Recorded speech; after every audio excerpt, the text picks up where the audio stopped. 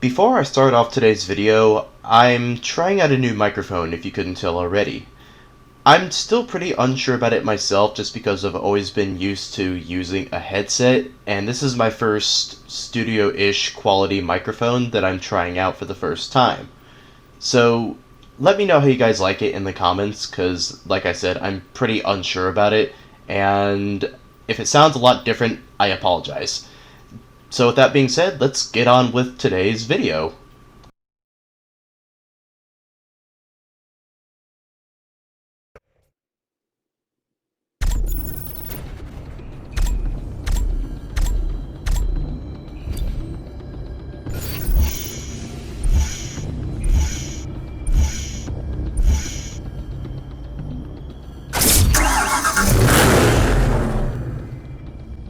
Some people say this is the pinnacle of automotive engineering. Its looks might be controversial to some people, but there's no question about it that this car is fast. The Bugatti Veyron held the world record for the fastest production car ever produced from 2005 all the way until 2017 through its many variants. This version of the Veyron you see here, the Grand Sport, has an 8-liter W16 engine that makes 987 horsepower.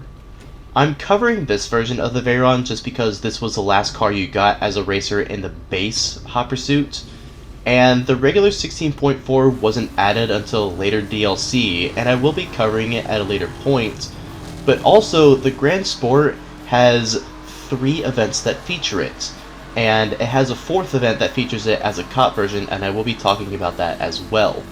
I'll be directly comparing this car to the rest of the tier just because there are only 8 cars in the Hyper tier in general, with 3 of them actually being Veyrons. This car, the regular 16.4, and the Super Sport. The Super Sport will be getting its own dedicated video just because it is very different compared to the other 2 Veyrons. So with that being said, what is the Grand Sport like? Acceleration is the first thing I'll talk about, and it's actually very good because the Veyron has all-wheel drive. That's what allowed it to accelerate so quickly to that 253 miles an hour like I mentioned earlier. And it gets there relatively quickly, all things considered. But the first thing you notice whenever you use the Veyron, especially whenever you use nitrous, is that the nitrous don't really do much to help it.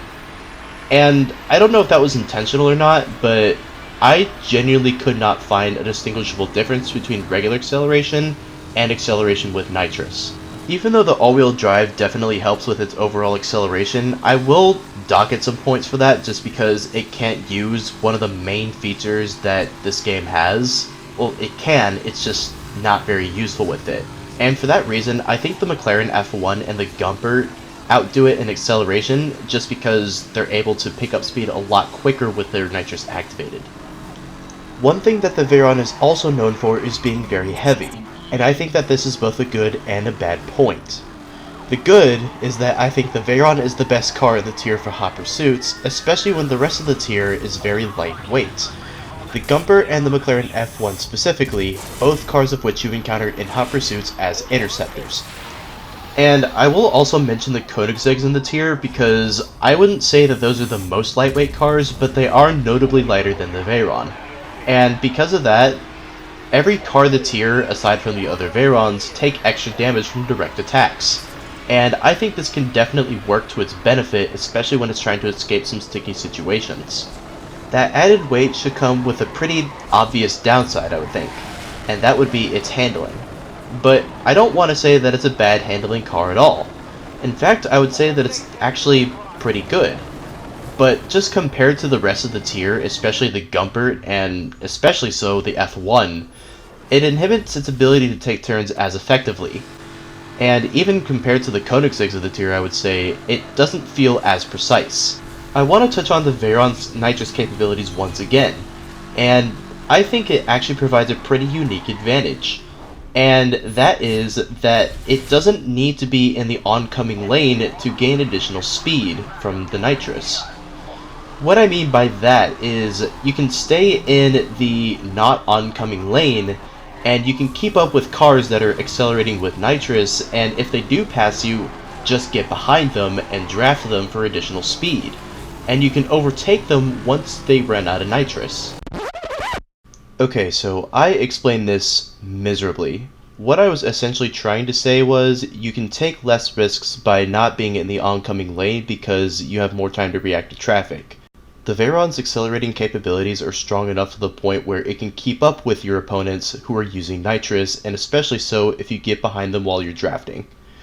And even more so if you get behind them on the oncoming lane and have them take the fall for the traffic instead of you. That's what I was trying to say. I don't know why that was so hard for me to explain. And even though that might seem like a pretty niche advantage, it is something to be noted. As I mentioned before, the Veyron had a world record top speed of 253 miles an hour until it was broken by the Super Sport. And strangely enough, with some downhill assistance under my own usage, I've been able to get the Grand Sport up to around 258 miles an hour, and I think that's really interesting.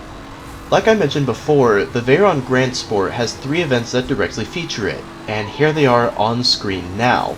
But there's one event in specific that I want to talk about, and that is King of the Road. Because I have a big issue with this event. Well, not the event itself, but the event description and the car that it compares the Veyron to. The event description says, and I quote, "The original hypercar takes on the fastest car in the world in the ultimate showdown." So you would think that this event would feature the McLaren F1 and the Veyron. Well, the Veyron is one of them, like I just said. Just a little quick side note, because just in case anyone points it out, the Veyron Supersport is technically the fastest car in the tier, but this event was made before the Supersports DLC came out, and this might confuse some people who weren't familiar with the base game.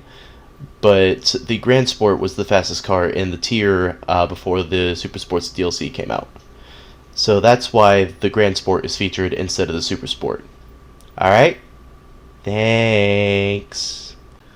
But it features the CCXR instead of McLaren F1. Why? The CCXR I don't even think is a good direct comparison to the Veyron, and it makes zero sense because the Veyron took the McLaren F1's world record top speed after it held the record for 10 years. And I believe that McLaren F1 is the original hypercar. So why was the CCXR featured instead of the F1? I understand that the CCXR has a higher top speed in comparison, but I still think this is one of the biggest event description mistakes in this game. And even though it's a really weird rant, it's still something that really bothers me. Anyways, let's get back on track because I could go on about that for much longer than I need to. Now I want to bring up the regular 16.4 real quick. And I'm bringing it up now instead of making a separate video because they're essentially the same car. The regular 16.4 was added in the SCPD Rebels pack in the base Hot Pursuit, and it was added in this game as a regular unlockable car later than the Grand Sport.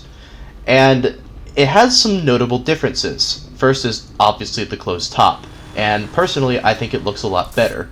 But there's no direct events featuring it, and that's why I opted to review the Grand Sport instead.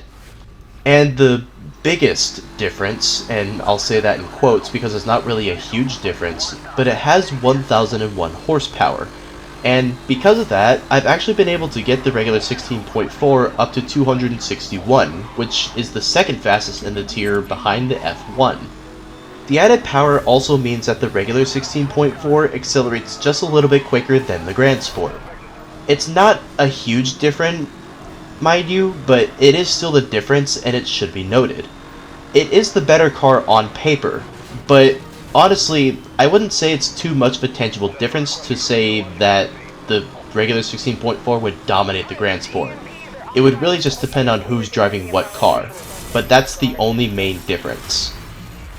So overall, the Bugatti Veyron, both regular and Grand Sport, are respectable cars in the hyper tier. Even though they are a bit overshadowed by the Super Sport in terms of performance, they can do just as well in the right hands, especially on highways where a draft is very helpful for it. As we move on to the Veyron Interceptor, there are some notable differences, and I will try to keep this brief since the racer side arguably took much longer than it should have. Remember in the racer version how I said that the nitros didn't really benefit it all that much? I think it's from the all-wheel drive, but thankfully that doesn't apply to the Veyron Interceptor. and because of that, it's actually a very respectable cop car. Now, immediately noticeable is that it is very fast, and it's actually featured in an event. Dipping back into how effective its nitros are, it actually now outclasses the McLaren F1 in terms of acceleration. However, just because it is heavier, I wouldn't say that it outclasses the Gumper, and even in terms of handling, the McLaren F1 and the Gumper are both better than it. And this is one of those cases where I think the Veyron Interceptor is a bit too fast for its own good, especially in sharp turns. I say this because even though the all-wheel drive definitely helps it maintain its speed in those drifting corners, it holds it a bit too well, and it slams into a lot of walls and doesn't turn as sharply, especially in high speeds. It's strange to say it, but the one event that features the Veyron Interceptor, which is that rapid response, I wouldn't say that it's the most effective car for that purpose. Now, it's not to say that it's unusable for rapid responses, but if you do choose to use it, you really need to know how to feather and apply the e-brake and control your speed accordingly.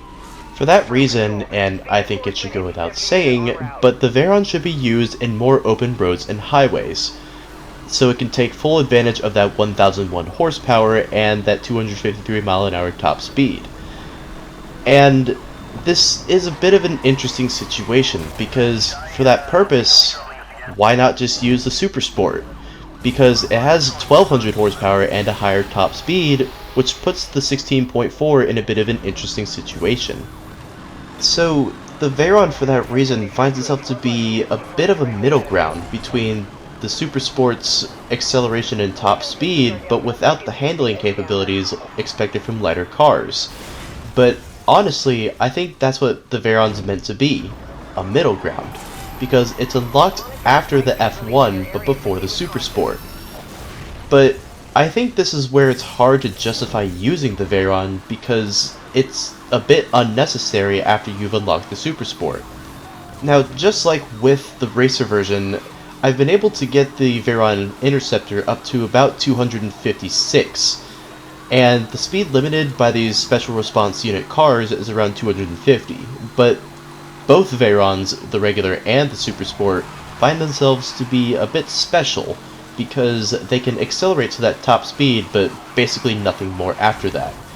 But at least the 16.4 can get up to around 256 with some downhill assistance. So overall, the Veyron, even though it is a usable and nice car in the special response unit, there's almost no reason to use it after you've unlocked the Super Sport. But there's also no reason to use it whenever the McLaren F1 exists, and its same capabilities can be reached, if not more capably, because of that lighter weight. Now, by no means am I disregarding the Veyron and its capabilities. In fact, I actually prefer using this one over the Super Sport, just because I think the additional power the Super Sport provides actually makes it a bit less favorable for handling. And this is where I think the Veyron comes into its own, for me at least. I think it's important to remember as well that the Veyron is a legendary car in its own right. And I think it's wrong to disregard what the Veyron is capable of just because there are seemingly better options available. And I think this is actually a very underrated car, because everyone uses the F1, everyone uses the Gumper, and I think I've even seen some people favor the CCXR over the Veyron. But is there really a good reason for it? Maybe on paper, but under the right hands, I think the Veyron is a very capable car.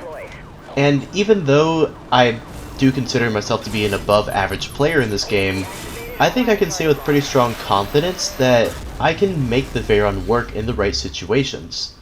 So for that reason, I think the Veyron is very deserving of an 8 out of 10 for overall usability.